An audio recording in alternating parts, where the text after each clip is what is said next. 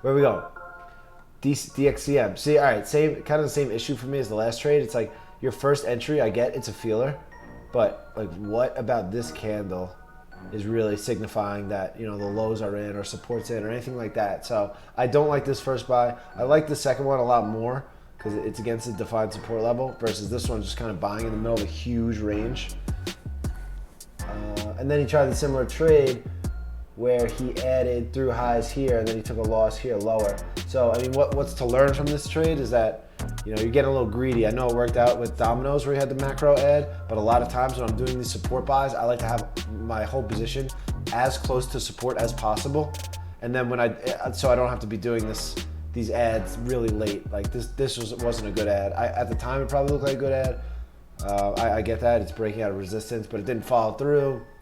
And then now you're taking a loss here. Shoulda, woulda, coulda, waited for stock to close below 50-day SMA to sell. Yeah, so and then all of a sudden you're not really trading at the levels, you know, because you got your average price all fucked up.